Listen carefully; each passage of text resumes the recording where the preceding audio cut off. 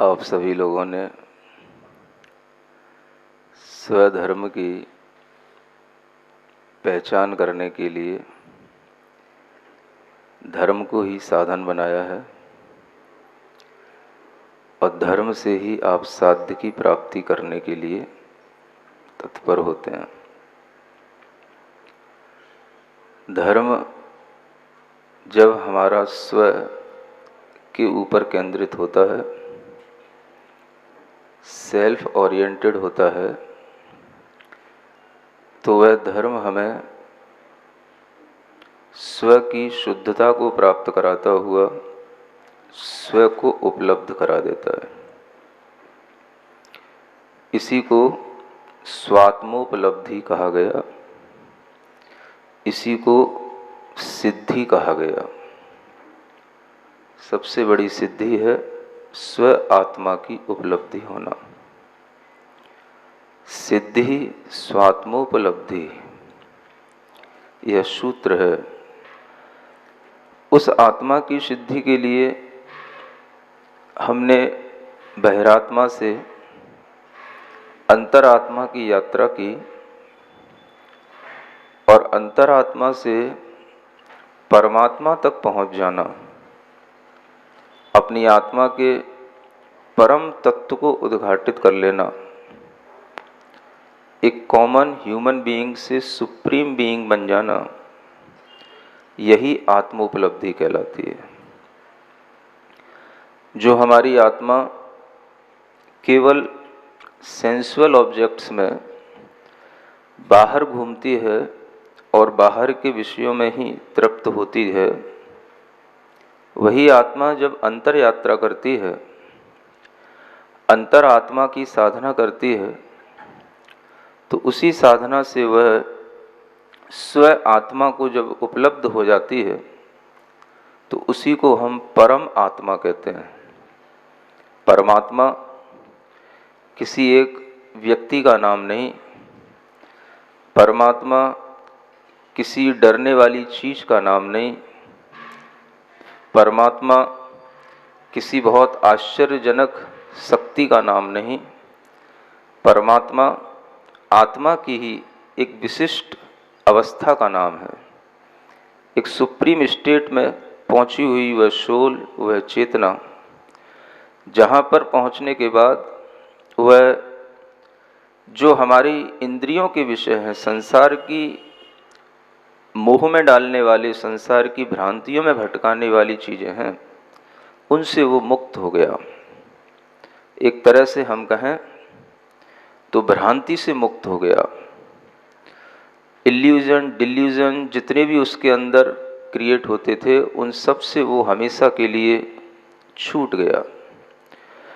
इस तरह की आत्मा को ही परम आत्मा कहा जाता है।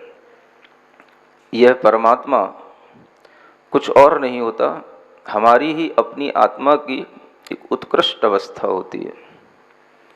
अभी हमने जो जर्नी की वो एक मध्यम अवस्था तक पहुंचने की है। बहिरात्मा से अंतरात्मा होना, एक जघन्य अवस्था से मध्यम अवस्था में आना है।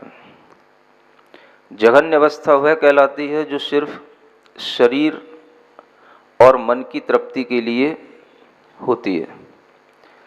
जब यह आत्मा केवल शरीर के सुख के लिए जीता है, केवल यह शरीर के ही सुख को केंद्र में रखता है और उसी के लिए अपने मन में चिंतन करता है, प्रयास करता है, तरह तरह के उपाय करता है, तो यही आत्मा अपनी बहुत ही निचली स्टेट में होती है, लोअर स्टेट में होती है। इसे जघन्य आत्मा कहा जाता है, क्योंकि यह तो सभी कॉमन ह्यूमन बीइंग का काम है।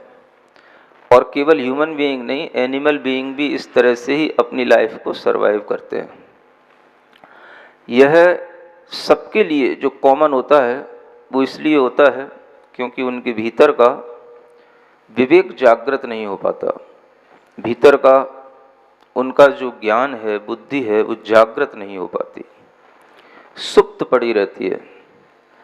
जब वह जागृत होती है तब आदमी सोचता है कि हमें इन पशुओं की तरह या सामान्य मनुष्यों की तरह जीवन नहीं बिताना, हमें कुछ अपने लिए, अपनी अंतरात्मा के लिए कुछ विशिष्ट अवस्था को प्राप्त करने का आनंद लेना। इस तरह का जब विवेक जागृत होता है तब वह अंतरात्मा बनने लग जाता है। केवल शरीर के लिए नहीं जीता, शरीर से परे भी जो आत्म तत्व है उसके लिए वह जीने की इच्छा करता है। जब व्यक्ति बहिरात्मा होता है तो सिर्फ खाने के लिए जीता है। मुझे इसलिए जीना है ताकि मैं अच्छे से खा सकूं, पी सकूं, अच्छे से रह सकूं, हमारा जीवन चलता रहे। और जब व्यक्ति अंतरात्मा की ओर आता है तो वह सिर्फ जीना जरूरी है, शरीर चलाना जरूरी है, इसलिए वह जीने के लिए लेता है, खाता है।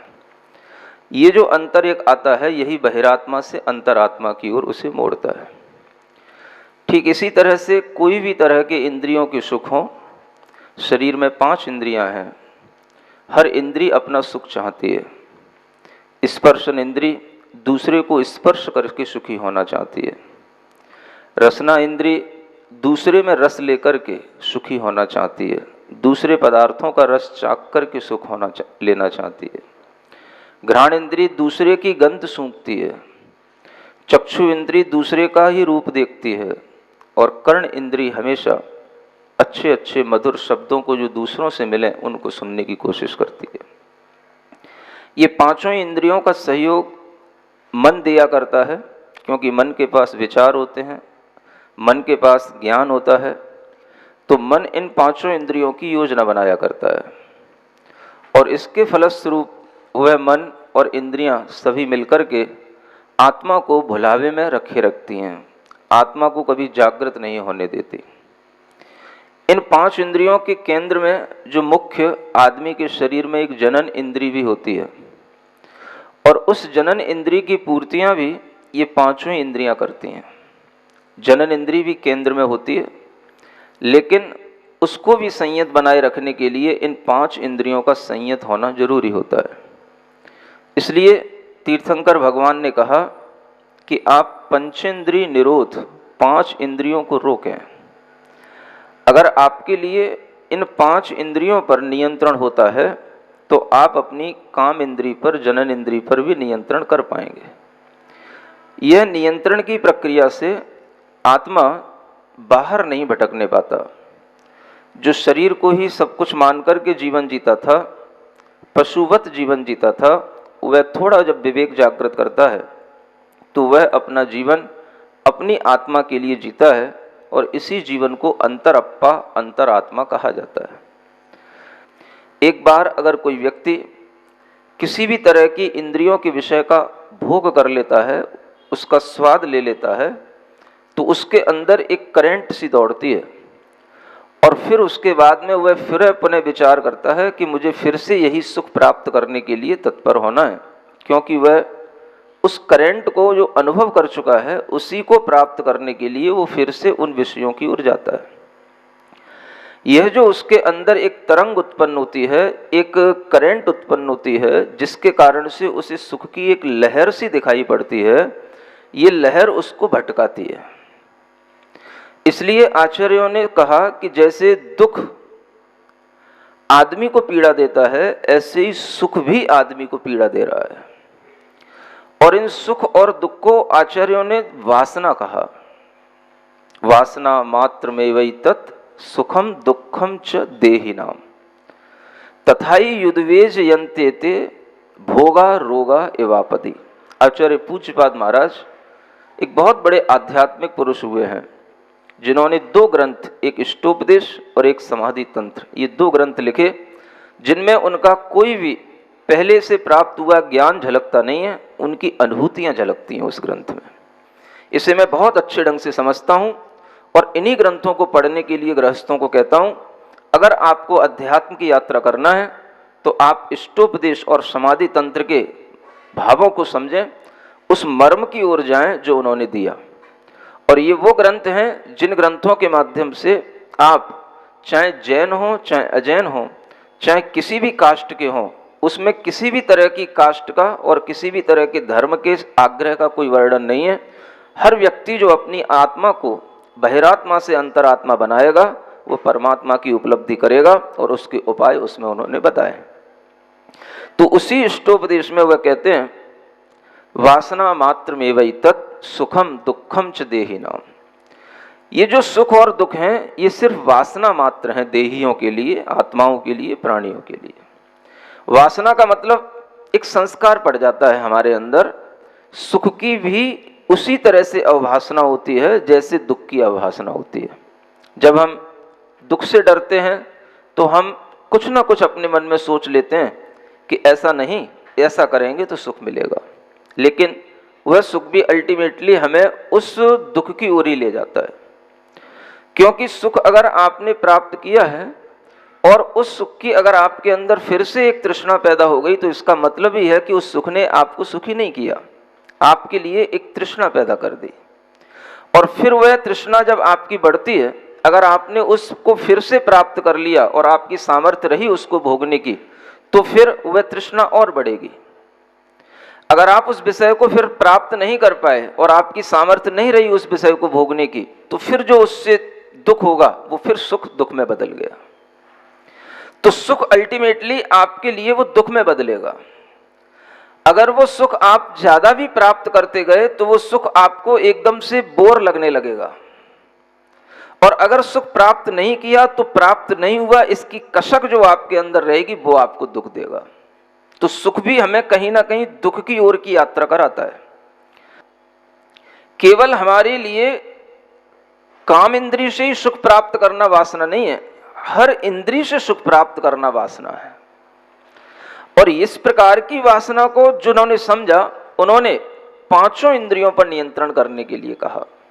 ये जैन आचार्यों की प्रमुख बात है। तो सुख हमारे लिए जो लगता है वह लगता है, सिर्फ होता नहीं, क्योंकि वो दुख से पैदा हुआ है और दुख की ही एक छाया होती है, भ्रांति होती है, और उस भ्रांति की ओर जब हम दौड़ते हैं तो हमें उस वस्तु की प्राप्ति होने पर भी सुख न जाने कहाँ छूट जाता है, और हम फिर एक नए दुख की ओर आगे बढ़ जाते हैं कि अब हमें ये प्राप्त करना है। और यही भ्रांति उस आत्मा को, उस आदमी को भटकाती है। तो सुख की ये जो भ्रांतियां समाज के अंदर, समाज के लोगों के अंदर पड़ी हुई हैं, इस सुख की भ्रांतियों से जब आदमी अपने आप को बचा पाता है तब वह बाहरी विषयों से अपने आप को बचा पाता है। आप देख लेना, कभी भी अगर आपने कभी एक कार खरीदी है या कोई भी अच्छा आपके मन का विषय आपने खरीदा है, तो जिस समय आपने उसको ले लिया, खरीद लिया, उसके समय उसी टाइम पर आपके सामने इतनी सारी चीजें आ जाएंगी सामने कि अब आप इस कार को कैसे मेंटेन करेंगे, कैसे आप इस कार के लिए खर्चा निकालेंगे, और इस कार के साथ में उसके पैरेलल में जो दुनिया में अनेक कारें हैं उनसे आप अपने आप को कंपेयर करेंगे, तो आपके अंदर एक और नई दौड़ शुरू होगी।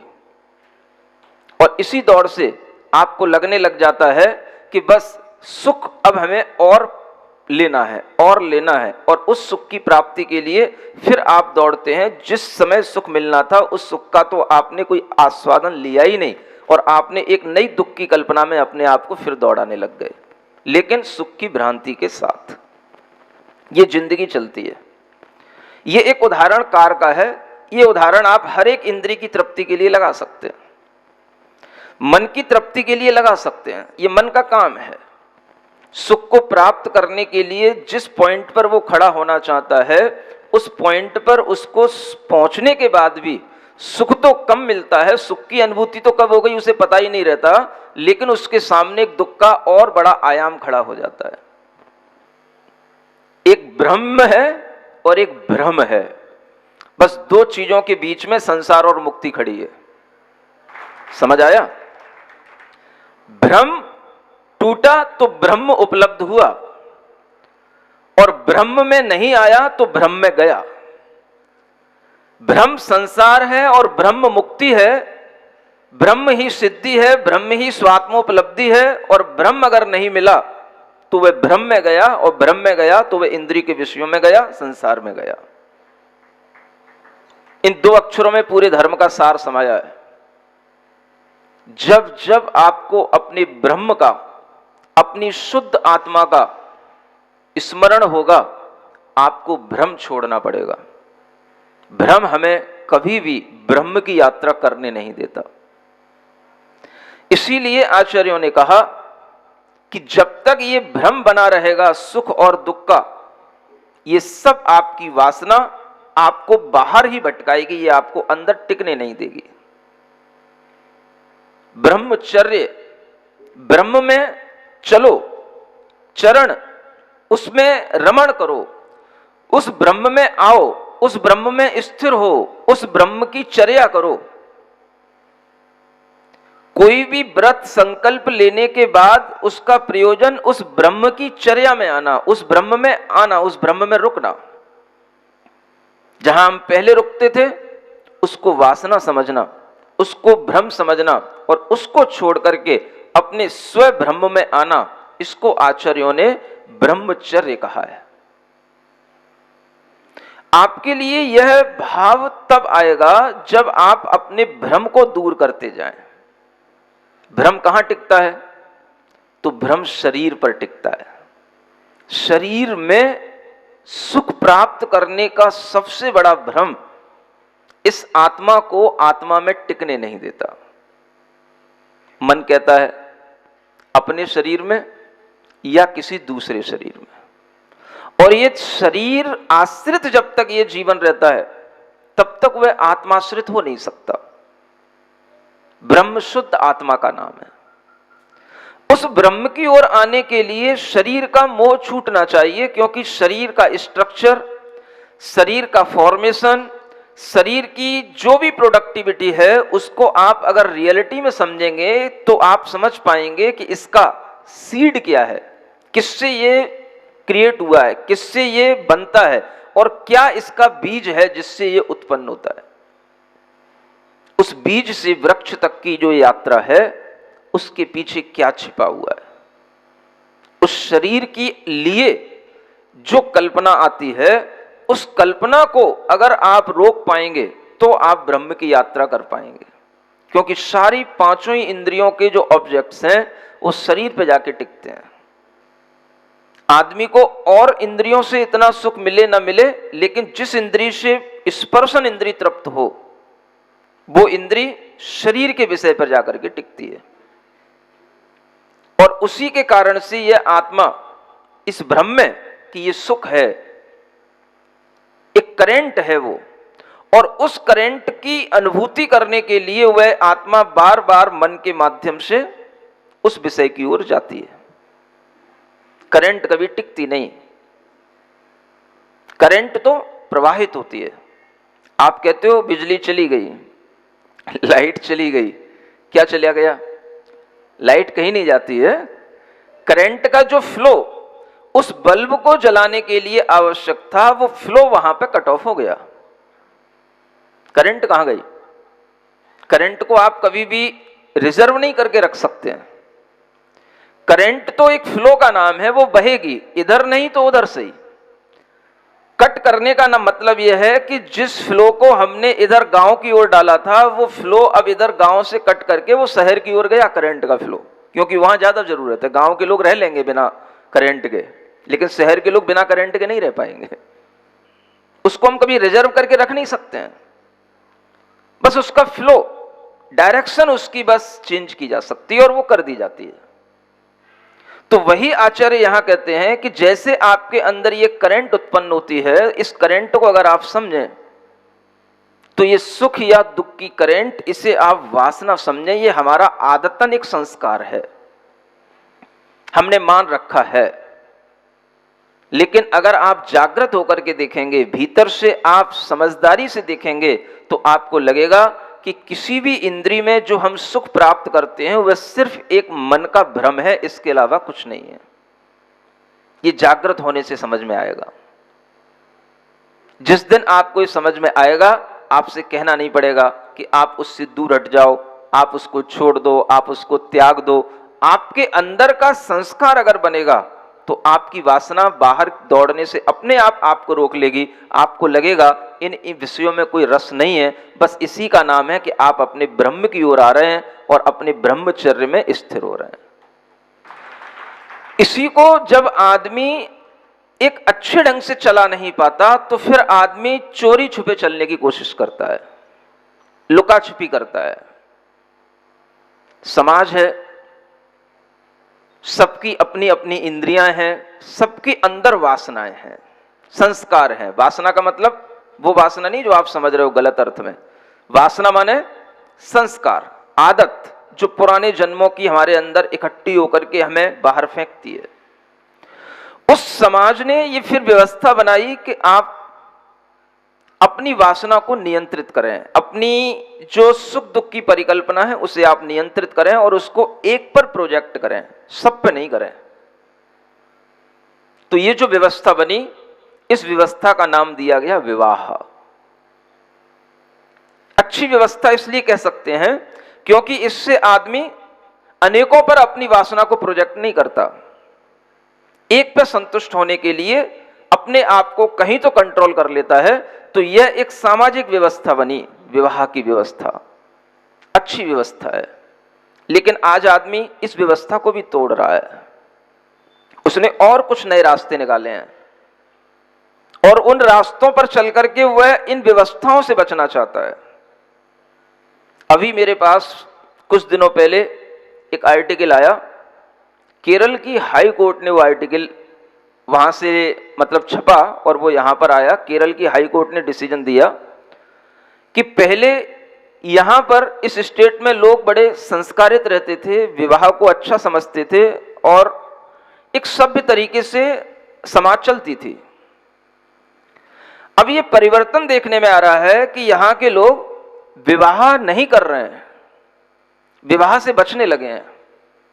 लिव इन, रहना तो है, उसमें ही रहना है, लेकिन लीगल तरीके से नहीं रहना है, जाहिर करके नहीं रहना है समाज में कि मैं इसके ही साथ रहूंगा, इसी में रहूंगा। और ये ट्रेंड बन चुका है, क्योंकि ट्रेंड तो समाज के ही लड़के और लड़कियां बनाएंगे। आप क्या कर लोगे? आपकी पीढ़ियां जिस सिस्टम के साथ चली, आज वो सिस्टम पूरा टेक्नोलॉजी के साथ में इधर उधर बिखर रहा है। और जब आपके घर के ही लड़के और लड़कियां Bangalore, Poona, Singapore, USA, UK में रहेंगे तो वहां पर जाकर के वो आपकी समाज के सिस्टम से नहीं चलेंगे। वो अपनी एक नई समाज बना रहे हैं, वो अपना एक नया सिस्टम बना रहे हैं और वो सिस्टम उनकी अपनी थिंकिंग के अनुसार बन रहा है। क्या करना है ये बेवजह की चिंताएं पाल करके? पहले आदमी की थिंकिंग ये हुआ करती थी, wife means wise investment for ever. आज के टाइम पर उसकी परिभाषा बदल गई है। अब वो कहता है वरी इन्विटेशन फॉर एवर। नहीं पालना चाहता वो, तो उसने एक रास्ता निकाल लिया, लिव इन, रहो, जब तक तुम्हारी मर्जी तुम रहो, हमारी मर्जी हम रखेंगे, जब मन आए चले जाना, छोड़ देना, यूज एंड थ्रो। रास्ता इसलिए निकला क्योंकि वो बंधन नहीं चाहता, एक ही से जिंदगी भर बना रहना। भीतर से जब सुख दुख की कल्पना, वासना जब तीव्र होती है तो आदमी को एक जगह टिकने नहीं देती, उसे नया नया चाहिए। जब भोजन हर रोज नया नया चाहिए तो यह भी नया नया चाहिए। ये जो एक नई व्यवस्था अब बनती चली जा रही है, ये उस व्यवस्था को, उस वासना को और बढ़ाती चली जा रही है। ये समाज के अंदर एक और विकृति आ गई, एक बहुत बड़ी विकृति है ये समाज की। जिस समाज में रहकर के आदमी एक सामाजिक प्राणी होने के बाद भी कभी आध्यात्मिक प्राणी होने का एक चांस पा लेता था, अब ऐसी स्थिति में उस आदमी को वह चांस भी कभी नहीं मिलने का, क्योंकि वो समाज में रहता ही नहीं, समाज के रूल्स को फॉलो करता ही नहीं, समाज के लिए उसका कोई योगदान है ही नहीं। अब वो समाज के किसी काम का नहीं, जो समाज के काम का नहीं तो अब वो धर्म के किसी काम का नहीं। ऐसा व्यक्ति कभी भी अगर धर्म की ओर उन्मुख होने को सोचेगा भी तो डर जाएगा, नहीं मैं तो उस सभा में बैठ भी नहीं सकता, क्योंकि मैंने तो न जाने कितने रिलेशन बना रखे हैं। वो आदमी यहां बैठ करके थर थर कांपेगा, वो यहां बैठ नहीं सकता। जो आदमी यहां बैठ पाएगा उसके अंदर कहीं कोई एक ललक होगी कि नहीं, मुझे कुछ सीखना है, मैंने कुछ ऐसा पाप अगर कर भी लिया है तो मुझे उसे धोना है। अगर आदमी के अंदर एक बार पाप हुआ है, 2 बार पाप हुआ है तो वो धोने की कोशिश करता है, लेकिन जब आदमी उसे अपनी आदत बना लेता है तो उसको कैसे धो पाएगा। आपने अपने सारे धर्मों के सभी पहलू जान लिए हैं। स्वधर्म आपका शुरू हुआ था और उसके आगे एक शब्द लगा हुआ था अरहम। ये अरहम भी आपको उसी ओर ले जाने वाला है। अरहम इत्यक्षरम ब्रह्मवाचकम परमेष्ठिना। ये अक्षर ब्रह्म का वाचक है। जब भी हमें किसी उद्देश्य को याद करना होता है, किसी अवस्था को याद करना होता है या किसी स्टेट तक हमें पहुंचना होता है तो हमें उसके लिए एक शब्द नाम जरूर चाहिए पड़ता है। नाम स्थापना, द्रव्य भाव, तस्तन्यास, निर्देश, स्वामित्व, साधना, अधिकरण, ये सब में नाम पहले आया है। नाम पहले बताओ, तुम्हें जाना कहां? एक नाम। वह नाम जब आपके सामने आ जाएगा तो आपका उद्देश्य क्या है ये अपने आप सामने आ जाएगा। आप अरहम को तो भूल ही गए, स्वधर्म की यात्रा में लग गए। जबकि बिना अरहम के न धर्म है और न ध्यान है और न उसका कोई साध्य है। और अरहम अपने आप में साधन भी है और साध्य भी है। अरहम कहते ही ब्रह्म की याद आनी चाहिए आपको। ब्रह्मवाचकम, अरहम इत्यक्षरम ब्रह्मवाचकम। ब्रह्म को जो व्यक्ति याद करेगा वो अपने अरहम को याद करेगा। अरहम का मतलब है मेरी अंतर आत्मा, मेरा शुद्ध आत्मा या किसी और का भी शुद्ध आत्मा। उस शुद्ध आत्मा को कहने का अगर कोई नाम है, एक छोटा सा नाम जिसे आप निकनेम भी कह सकते हैं, तो उसका नाम क्या है? ब्रह्म, अरहम।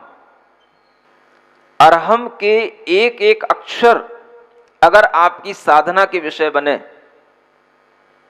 तो आपके अंदर इन अरहम की शक्तियां, जिसे बीज अक्षर कहा गया है, इस बीज से भी आप उस ब्रह्म का विकास कर सकते हैं जिस विकास में आपको 10 दिन लगे। और अगर वह विकास आपके लिए एक अक्षर में अगर कहीं हो सकेगा तो वो अरहम के माध्यम से हो सकेगा। अरहम का अ अक्षर किसी भी डिक्शनरी में पढ़ लेना। पहला यह अ अक्षर अंतर आत्मा का प्रतीक है। यह अ अक्षर अशरीरी सिद्ध आत्मा का प्रतीक है। यह अ अक्षर हमारे अंतरंग में छिपे हुए जो हमारा ब्रह्म है, शुद्ध आत्मा है, उसका प्रतीक है अ। अ माने ईश्वर होता है, ब्रह्म होता है, भगवान होता है। अ माने अशरीरी आत्मा होता है। ये अ अक्षर के बिना किसी चीज की शुरुआत नहीं होती। वर्णमाला की शुरुआत का पहला अक्षर ही प्रमुख होता है, अ। जब हम अपने इस आ को याद करते हैं तो फिर उसके बाद में उस आ तक पहुंचने के लिए एक अक्षर बनता है र। शब्द शास्त्र के अनुसार, तत्व शास्त्र के अनुसार यह र अक्षर जब जब आपके मुख से बनेगा आपके अंदर एक अग्नि उत्पन्न करेगा। इसे अग्नि तत्व कहा गया है। रा बोलो, केवल र। देखो आपकी जीभ जलने से लगेगी। इस रा के माध्यम से एक आग पैदा होती है। वह आग आके ऊपर जो आवरण पड़ा हुआ है, आके ऊपर जो कालिमा है, आके ऊपर जो मैल है, उसको जलाने के लिए रा चाहिए, र। ये अग्नि है। एक बहुत बड़ी साइंस आपको बता रहा हूं, अरहम की साइंस। हा माने आपकी आत्मा की शक्ति उत्पन्न होगी। हा माने शक्ति होती है। आप जहां रहते हो, जहां आपके लिए सब कुछ मिला है, आप उसी में ही अंधे होकर के रहते हो। आपको कुछ पता नहीं होता है। आपको आज तक अपने ही धर्म पर विश्वास पैदा नहीं हुआ, अपने ही अरहम के विज्ञान पर विश्वास पैदा नहीं हुआ, इससे बड़ा आपके लिए अश्रद्धा या अविश्वास का भाव और क्या होगा। छोड़ दो सारे दुनिया के मोटिवेशन लेक्चररों को, छोड़ दो सारे दुनिया के मोटिवेशन कोर्सेज को, आप केवल अरहम की प्रैक्टिस करो और बस इसके माध्यम से आप अपनी हा की शक्ति आप अपने अंदर उत्पन्न होते हुए देखो। ये हा जब आपके सामने आएगा, इसके उच्चारण पर जब आप पहुंचोगे और इसको ध्यान पूर्वक इसके वाइब्रेशन को महसूस करोगे, ये आपकी आत्म शक्ति को बढ़ा रहा होगा, ये उसका वाचक है। जिस आत्मा के अंदर शक्ति होती है उसी में शांति होती है। जितना जिनका मन अशांत होता है उनका मन उतना ही कमजोर होता है। जो आदमी जितनी ज्यादा वासना में पड़ा होता है और जितनी गंदी वासना में लिप्त होगा, समझना वो उतना ही मन का बहुत कमजोर है। जितना आदमी के अंदर उसकी आत्मा में शक्ति आएगी, मन के अंदर जितनी शक्ति आएगी, मन जितना शक्तिमान बनेगा उतना वह मन स्थिर होगा। स्थिर होने का नाम ही शांति है और उस आत्मा को शांति ये शांति है। हा में शक्ति है, हा, और हा के बाद जब वो शक्ति रुकती है तो वहीं पर उसे हम, ये जो मां का अनुस्वार का ये जो आपके अंदर वाइब्रेशन आ रहा है, ये शांति का वाइब्रेशन है। इसमें आप जितनी देर रुकोगे ये आपके अंदर की शांति बढ़ाएगा। हम,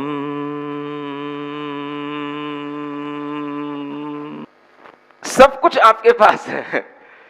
आ र ह म, और ये मां एक तरह से देखा जाए तो ये अनुस्वार बिंदु के रूप में है। इसका बहुत बड़ा साइंस है। बिंदु पर आदमी टिकता है, बिंदु उसका सेंट्रल पॉइंट होता है। शक्ति सारी की सारी शांति के रूप में, बिंदु के रूप में ही आपको अनुभूत होगी। बिंदु पर अगर आप टिक गए, बिंदु पर अगर आप रुक गए तो आपके अंदर शांति आएगी। कितना ही आपके पास बड़ा सर्कल हो, उसकी परिधि, उसका डायमीटर बहुत बड़ा हो सकता है, लेकिन अगर उसका केंद्र बिंदु होता है और उस केंद्र बिंदु पर अगर आप रुक जाते हैं तो सारी परिधि आपके कंट्रोल में होती है, सारा विस्तार आपके कंट्रोल में होता है, पूरे जगत का विस्तार आपके कंट्रोल में होता है। जिस समय पर आप मां के उच्चारण में शांति में निहित हो जाते हैं।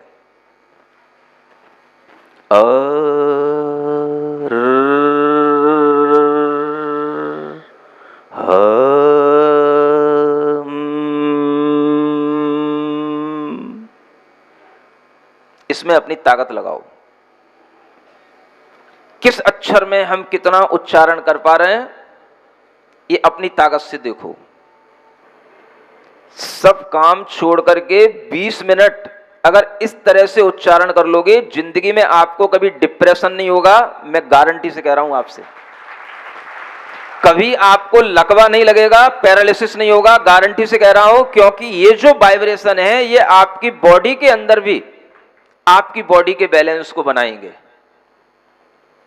जब प्रोसेस भीतर से शुरू होती है, शक्ति जब भीतर से उत्पन्न होती है, तो वो शक्ति बॉडी में, ये तो फिजिकल बॉडी, बाहर की आउटर बॉडी है, एक एक पार्ट में वो शक्ति जो भीतर से निकलेगी वो एक एक पार्ट में जाएगी। और इसके वाइब्रेशन अगर आप महसूस करें अपने लीवर पर, अपनी किडनी पर, अपने पैंक्रियाज पर, तो आपकी जो ये डायबिटीज और किडनी की अनेक प्रॉब्लम्स जो आपके लिए होती हैं, ये वाइब्रेशन अगर आप वहां पर पहुंचाएं तो आप अपना इलाज, अपनी हीलिंग खुद कर लेंगे। इससे बड़ी दुनिया में कोई हीलिंग नहीं है, जिसे अरहम हीलिंग कह रहा हूं मैं। किसी के हाथ यूं करने से या किसी का ऐसा वैसा हाथ करने से कोई हीलिंग नहीं होती। हीलिंग अपने आप से अपनी करना। हीलिंग के लिए फीलिंग चाहिए। Without feeling there is no healing. तीर्थंकरों ने हमें स्वयं समर्थ होने को कहा। अपना इलाज खुद करो, अपने डॉक्टर खुद बनो, अपनी शक्ति का खुद उद्घाटन करो, अपने रोगों को खुद ठीक करो। जब तक आप दूसरे पर डिपेंड रहेंगे, आप अपने ब्रह्म से दूर रहेंगे। अपने में आना, अपने में रुकना, अपने में रहना, अपने में जीना, अपने में मस्त रहना, इसी का नाम ब्रह्मचर्य है। इसलिए मैं कोई गंदी बातें आज बोलना नहीं चाह रहा, मैं किसी का ध्यान किसी और ले जाना नहीं चाह रहा। अपने में रहने की कला अगर आदमी को आने लगेगी तो हमें कहना नहीं पड़ेगा, आपको उसे छोड़ना है, आपको उससे ध्यान हटाना है। आप अपने में आएंगे तो अपने आप सब छूटेगा, होगा, अपने आप होएगा। ये वो हमने कला एक विकसित की है जिसके माध्यम से आदमी का विकास होगा। तो वह अरहम की यह जीने की कला है। इस अरहम का केवल बस नाद आदमी अरहम के अक्षरों के ध्यान रखते हुए करे, सुबह शाम, और मिल जाए टाइम तो दोपहर। जैसे डॉक्टर की 3 बार खुराक खानी पड़ती है, इस डॉक्टर की 3 बार खुराक खा लेना। 100 बीमारी का एक इलाज। डॉक्टर वही होता है जो 100 बीमारी का एक इलाज एक गोली में दे दे। वो सब डॉक्टर बेकार हैं जो हर एक बीमारी के लिए एक एक गोली अपने पास में रखते हैं, एक एक टैबलेट अपने पास में लिख करके रखते हैं और उसे याद करते हैं। लेकिन जैसे जैसे आप बड़े डॉक्टर बनेंगे, आपको लगेगा कि हम कोई ऐसा प्रोडक्ट निकालें, ऐसी कोई औषधि ढूंढें, मेडिसिन ही पूरी बॉडी में काम करे और सब बीमारियों का इलाज करे। इस तरह का अगर कोई डॉक्टर अभी पैदा नहीं हुआ तो आप तीर्थंकरों की ओर देखो, उन्होंने ये बीमारियों के इलाज के लिए हमें सब कुछ दिया है।